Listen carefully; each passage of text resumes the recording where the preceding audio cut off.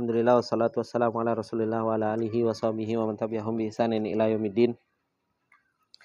Ikhwani fillah rahimani wa rahimakumullah jami'an. Kita lanjutkan pembahasan masalah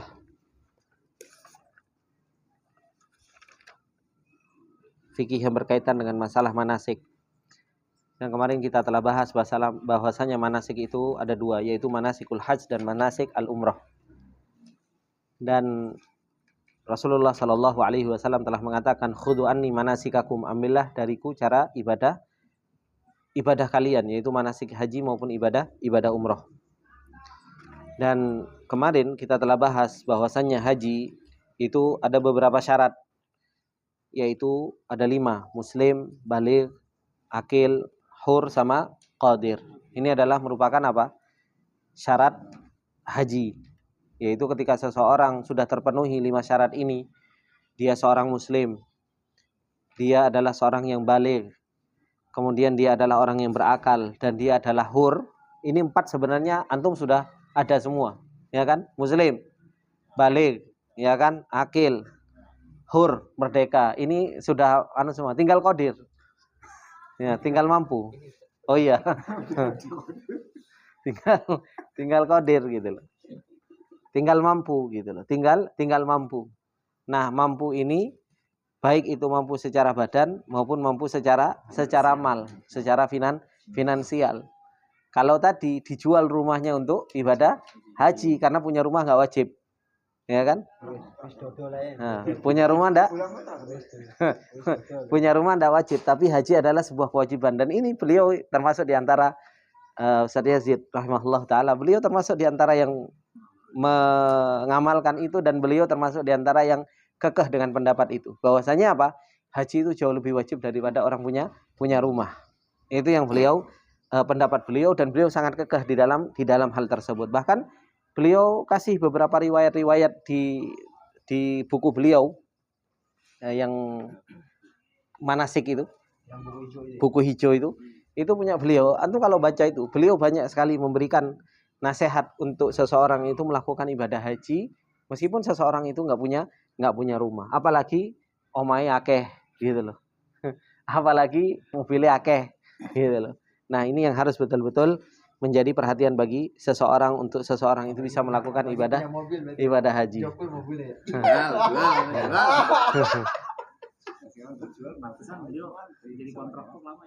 Siapa? Beliau? Iya.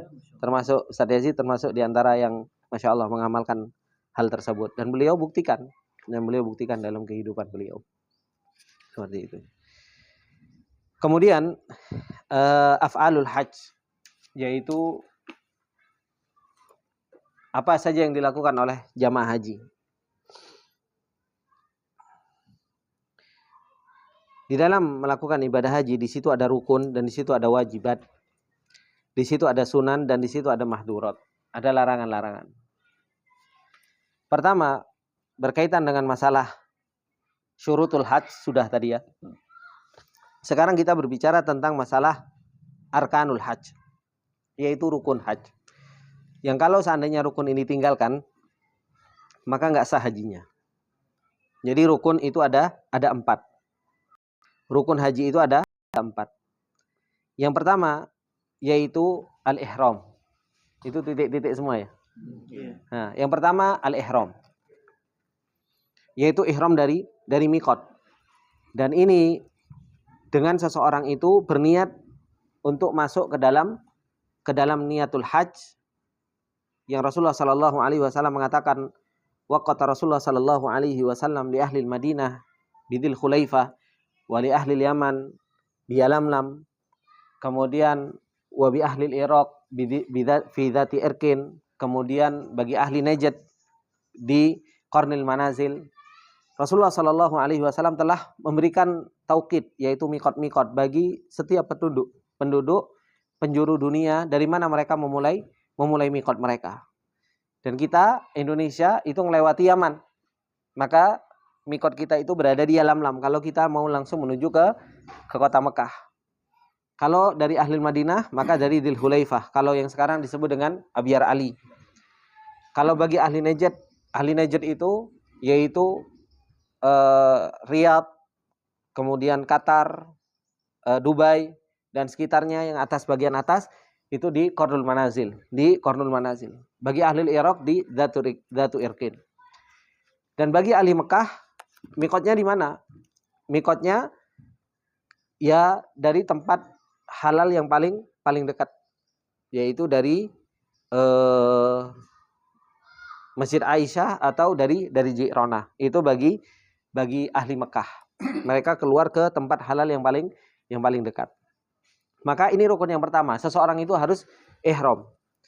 Dan ihram itu mengucapkan apa? Labbaik Allahumma umrotan. Itu namanya talbiyah. Kalau labbaik Allahumma labbaik, labbaik la syarika laka labbaik, itu namanya talbiyah. Kalau ihram labbaik Allahumma umrotan, atau seseorang mengucapkan labbaik Allahumma hajjan, itu namanya ihram. Kemudian yang kedua, syarat yang kedua setelah ihram yaitu apa? Wukuf fi Arafah. Ini adalah merupakan rukun yang paling besar. Dari fajar yaum Arafah, yaitu hari ke-9, sampai tenggelamnya matahari. Dan ini termasuk diantara mufradatul Hanabilah. Termasuk diantara pendapat Hanabilah. Kenapa? Karena beliau mengatakan dari fajar hari Arafah. Padahal wukuf di Arafah itu mulai kapan? Dari waktu zawal. Makanya kalau Imam Ahmad mulainya itu dari pagi. Dari pagi itu sudah wukuf. Dari fajar yaum Arafah itu sudah wukuf sampai tenggelamnya matahari seharian. Tapi kalau jumhur mengatakan bahwasannya wukuf di Arafah itu dari apa? Dari waktu zawal, yaitu waktu zuhur sampai tenggelamnya matahari. Dan Rasulullah SAW mengatakan al-hajju Arafah. Haji itu Arafah. Maka nggak boleh seseorang itu meninggalkan wukuf di Arafah. Nggak boleh seseorang itu meninggalkan wukuf di Arafah. Harus betul-betul wukuf di Arafah. Meskipun hanya 1 jam atau 2 jam atau mungkin setengah jam, seseorang itu harus berdiam diri di dalam tanah Arafah. Kemudian yang ketiga, at-tawaful ifadah, yaitu tawaf ifadah. Ini adalah rukun dari haji. Kapan dimulainya? Min lailatil ashir, dari malam ke-10. Ila antamut, sampai meninggal dunia. Sampai meninggal dunia. Kalau seseorang dia pulang tanpa tawaf ifadah, ya dia masih punya hutang. Dia harus balik lagi untuk melakukan tawaf ifadah. Karena ini nggak bisa ditinggalkan. Nggak bisa juga dibayar dam. Nggak bisa diwakilkan. Jadi tawaf ifadah itu adalah merupakan rukun haji, harus dikerjakan. Harus dikerjakan. Nggak bisa, karena itu adalah sebuah rukun. Adalah sebuah rukun. Kemudian as-sa'i. Sa'i setelah tawaful hajj, yaitu setelah tawaf ifadah. Ini adalah merupakan rukun. Jadi rukun haji itu ada berapa? Rukun haji itu ada 4. Kalau seseorang dia ihram, kemudian dia wukuf di Arafah, melakukan tawaf dan sa'i, sah nggak hajinya? Sah sebenarnya. Yang lainnya gimana Ustaz kewajiban? Bayar denda. Sah saja sebenarnya. Kalau mau berbicara tentang sah atau tidak sah. Makanya belajar fikih itu sebenarnya kan sah nggak sah. Kan seperti itu. Tapi bagaimana dia sebagai ta'abudiyah kepada Allah Subhanahu wa taala? Ya di situ beda lagi. Kalau ngomong sah, orang semuanya datang tanggal 9 pagi, kemudian langsung wukuf, kemudian langsung tawaf ifadah, sisanya dihitung semuanya aku bayar dam saja. Sah, sah. Berarti cuma berapa? 2 hari aja. Sisanya apa? Sisanya bayar dam. Kalau berbicara sah ya sah saja. Kenapa? Karena rukunnya semua didatangkan. Tapi di sana ada wajibatul haji, ada kewajiban haji. Yang kalau seandainya ini ditinggalkan, maka apa? Dia kena bayar dam. Yang pertama apa? Al-ihram minal miqat. Ihram dari miqat itu hukumnya apa? Wajib. Maka kalau seseorang berihram melewati miqat, dia berihram tapi sudah nyampe Mekah. Labbaik Allahumma hajjan, sudah nyampe Mekah. Biasanya orang-orang yang mereka apa? Pakai visa kaburan. Ya kan? Mereka nggak pakai kain ihram, kemudian dia masuk ke Mekah, nyampe Mekah, labbaik Allahumma hajjan. Maka dia telah meninggalkan kewajiban. Kenapa? Karena wajibnya berihram itu dari miqat. Paham? Jadi wajibnya itu ihram dari miqat itu adalah sesuatu yang wajib. Kalau ihramnya sendiri apa?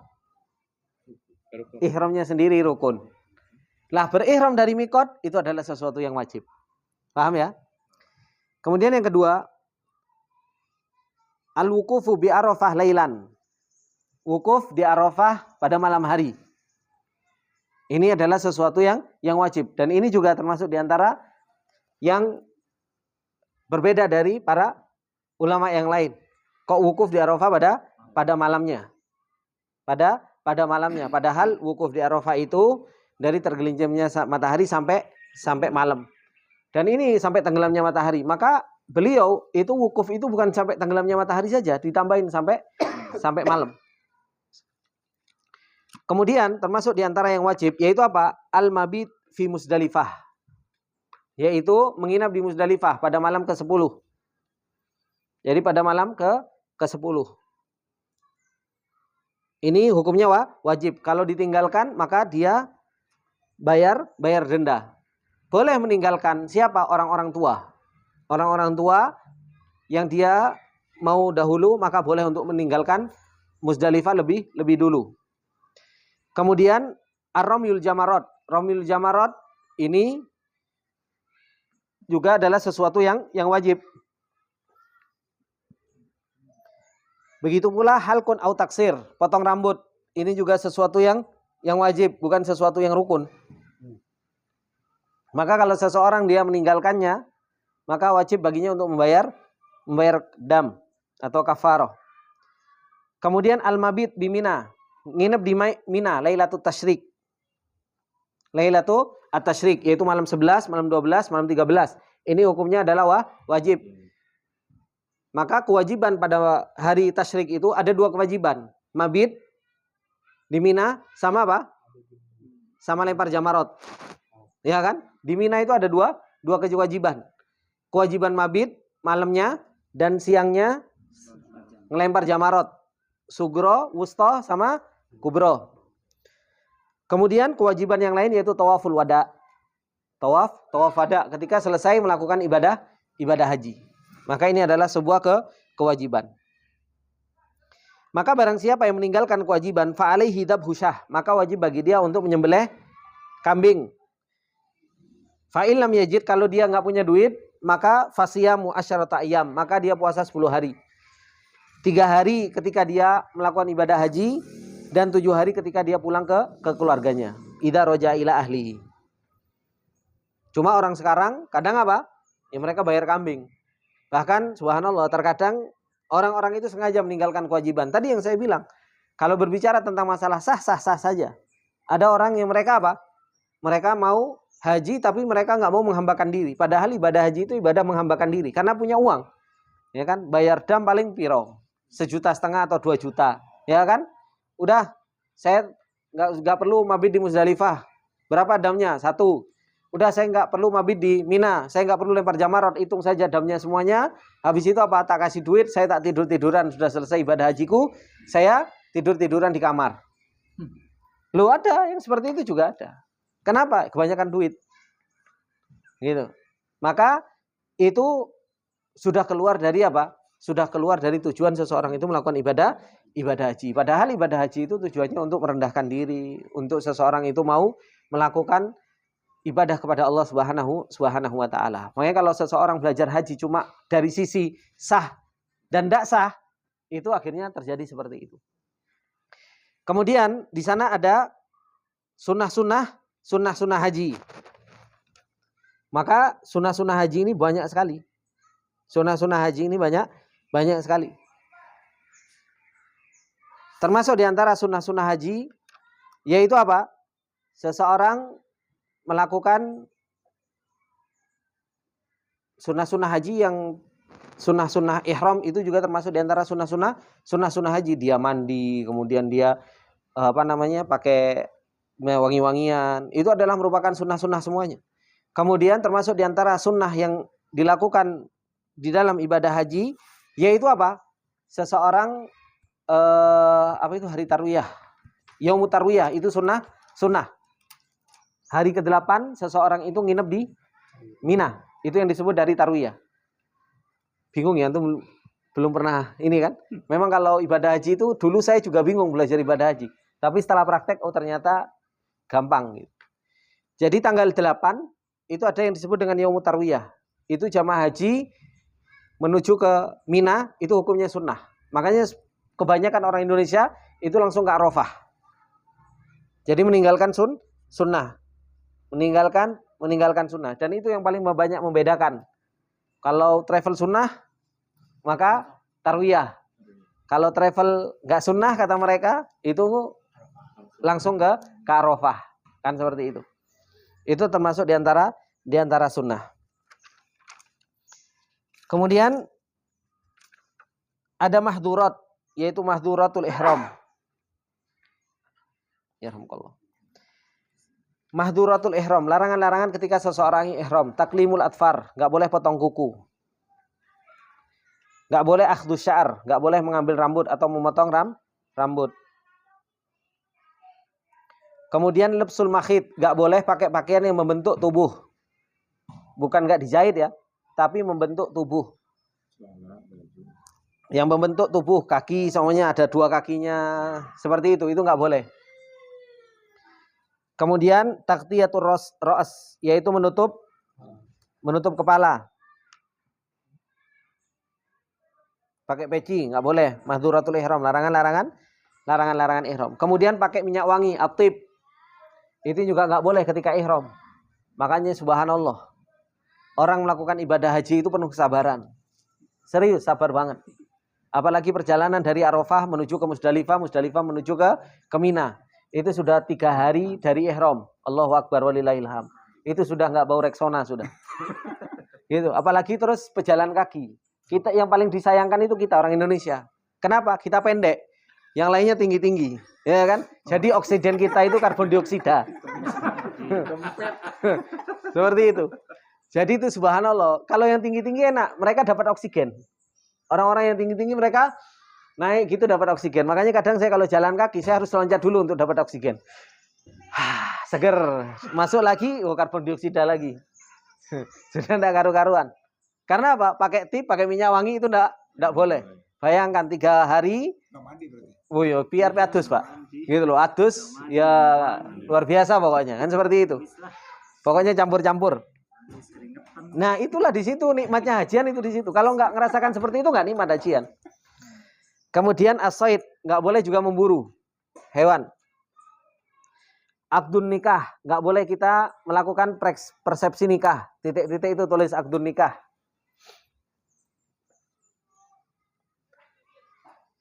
Kemudian al-wato.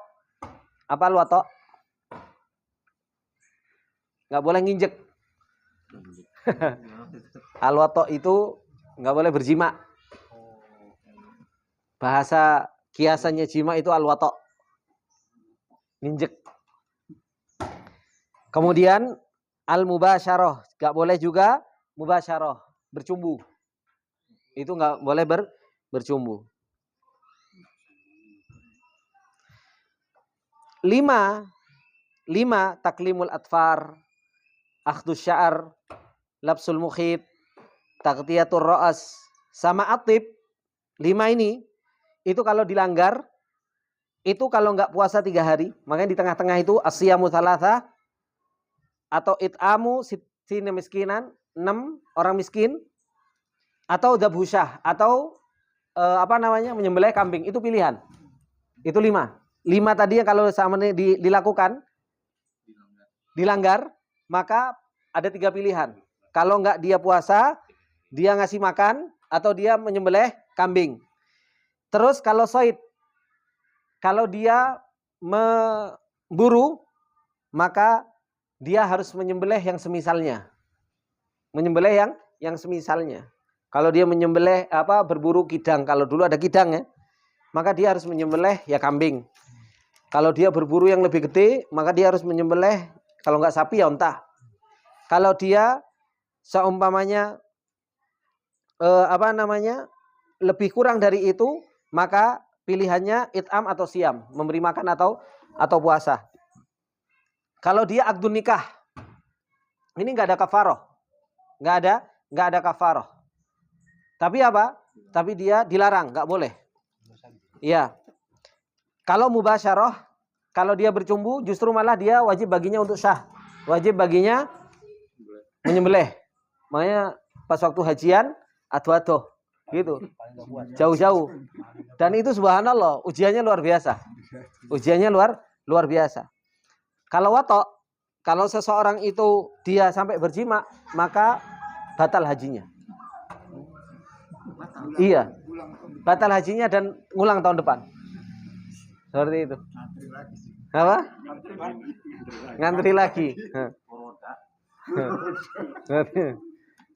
Jadi itu yang dilakukan oleh ibadah haji. Sebenarnya ibadah haji itu, ikhwanillah, itu sebenarnya kurang lebih sekitar 6 hari. 6 hari. Tanggal 8 disebut dengan hari Tarwiyah. Tanggal 9 Arafah. Tanggal 10 yaitu Idul Adha, ya kan? 11, 12, 13 ini yang disebut Ayyamut Tasyrik. Jadi Tarwiyah di Mina, Arafah di Arafah. Kemudian hari 10 ini balik malam ke-10 nginep di Musdalifah. Kemudian hari 10 pagi itu balik ke Mina. Balik ke Mina. Musdalifah itu tengah-tengah antara Arafah sama Mina. Makanya nginep di tengah-tengah di Musdalifah. Baru setelahnya balik ke Mina pagi hari, itu ngelempar jamarot, tawaf ifadah, ya kan? Ifadah, kemudian dia potong rambut, kemudian dia mandi bersih, pakai pakaian bebas, tapi dia ada kewajiban. Apa kewajibannya? Mabit di Mina. Mabit di Mina selama 3 malam atau 2 malam kalau dia terburu-buru. Dan di siang harinya dia ngelempar jamarot. Seperti itu melakukan ibadah haji, ibadah badan sebenarnya. Tapi disitulah ibadah haji itu, kata Rasulullah, yaumu aklin wa syurbin wa dzikrillah. Hari tasyrik itu hari untuk mengingat Allah, hari makan dan hari minum. Makanya di situ makan, minum, canda. Tapi apa? Jangan lupa untuk mengingat Allah Subhanahu wa taala, dzikir. Setiap habis sholat ya takbir, talbiyah, takbir. Ketika habis sholat. Seperti itulah ibadah haji. Naam, ini mungkin ikhwani fillah rahimani wa rahimakumullah jami'an. Nanti akan kita bahas atharul jima' alal hajj. Bagaimana hukuman bagi orang yang jima' ketika seseorang itu melakukan ibadah haji. Semoga Allah Subhanahu wa taala memberikan taufik pada kita untuk kita bisa haji setiap tahunnya. Amin. Subhanakallahumma wa bihamdika asyhadu an la ilaha illa anta astaghfiruka wa atubu ilaik. Wassalamualaikum warahmatullahi wabarakatuh.